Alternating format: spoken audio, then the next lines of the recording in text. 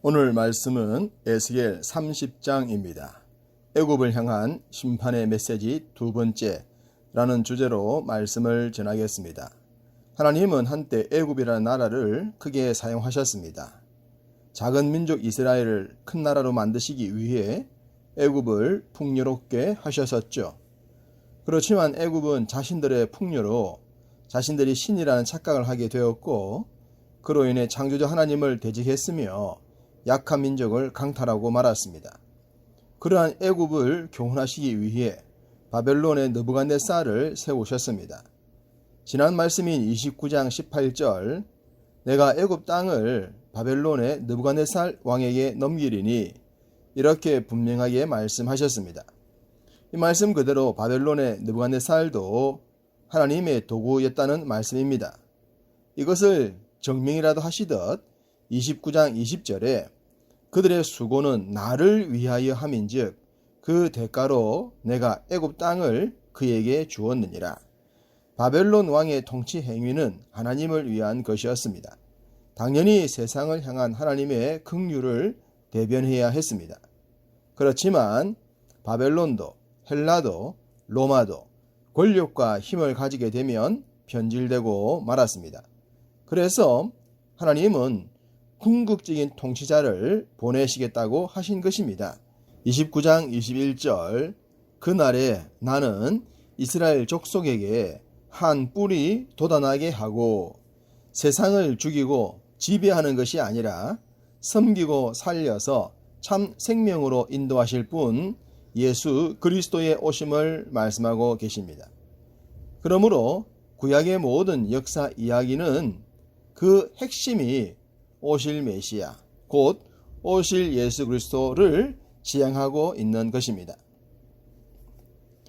인본주의의 상징인 애굽을 향한 심판의 메시지가 본장에서도 이어집니다. 3절에 그 날이 가깝도다, 여호와의 날이 가깝도다 라고 말씀합니다. 4절엔 애굽에 칼이 임할 것이라고 하셨고 9절에는 애굽의 재앙의 날이라고 말씀하십니다. 하나님의 절대 권력에 도전했던 애굽을 향한 심판은 자연스럽게 애굽의 주변국들까지 확장됩니다.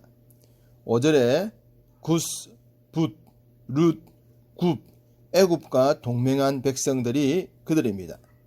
구스 곧 아프리카의 에티오피아이며 붓과 룻과 굽은 애굽 군대 내에 배치되었던 외국인 용병들을 의미합니다.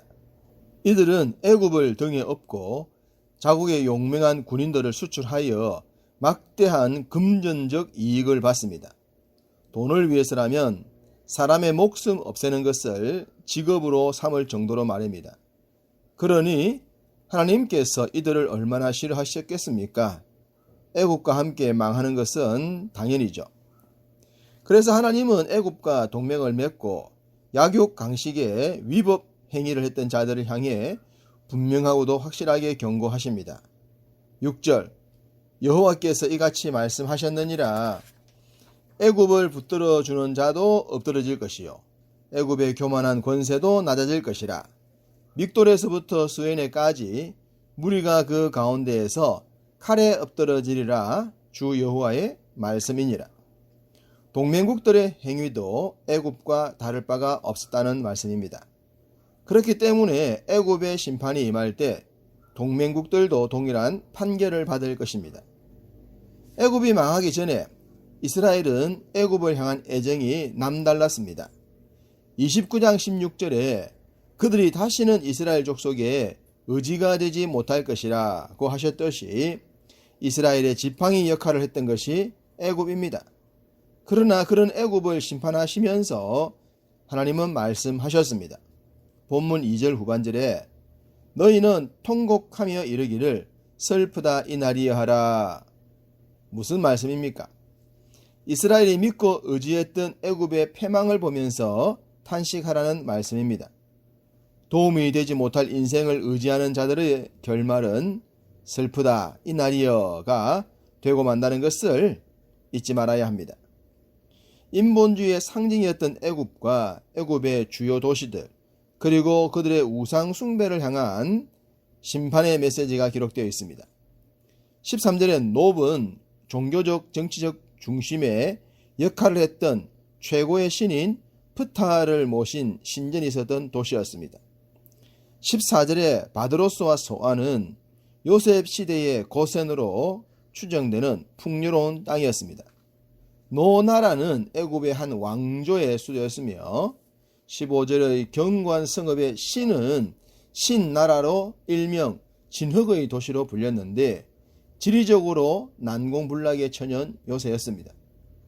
17절의 아웨는 태양신인 라의 신전이 있던 도시였으며 비베셋의 장정들은 우상숭배를 위한 미동들과 그들이 있었던 도시입니다. 18절의 드하느헤스는 바로의 궁정이 있었던 도시입니다. 여기에 등장하는 도시들과 이름들은 역사적, 종교적, 정치적으로 중요한 역할을 했습니다. 그러나 무엇보다 교만, 우상숭배, 인간적 욕망의 산실이 되었다는 사실입니다. 어쩌면 이런 곳에서 삭튼 죄악들이 애굽을 지배했고 그 지배 세력들이 주변국들로 전파되었을 것입니다.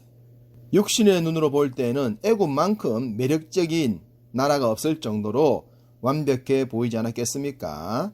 그래서 하나님은 바벨탑과 같았던 애굽과 주변국들을 쓸어버리신 것입니다. 19절 이같이 내가 애굽을 심판하리니 내가 여호와인 줄을 그들이 알리라 하셨다 하라.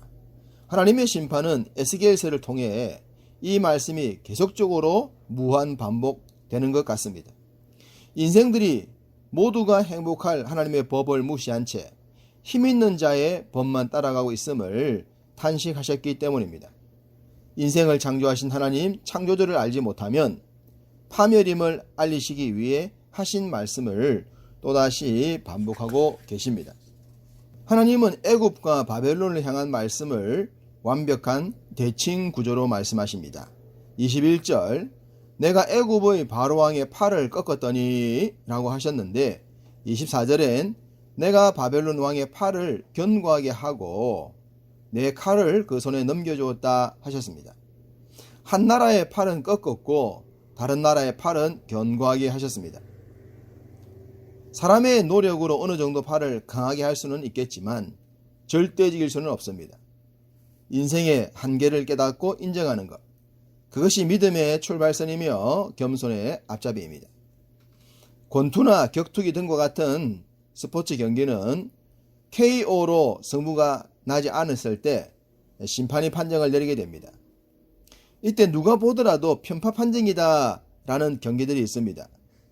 작년에 한 번도 진 적이 없고 이긴 경기에서는 거의 KO로 승리한 게네디 골로프킨이라는 권투 선수가 생애 최초로 억울하게 판정패를 당했습니다. 거의 대부분의 사람들이 편파 판정이라고 했습니다. 그 이유는 골로프킨이라는 이 선수가 미국과 같은 대국이 아니라 카자흐스탄 출신이었기 때문이라고 합니다. 어쨌든 심판이 한번 판정을 내리면 바꾸기란 거의 불가능합니다. 사람의 판정도 그러한데 창조주 하나님께서 판정하시면 어떻겠습니까? 애굽과 바벨론을 향한 하나님의 판정을 본문이 말씀합니다.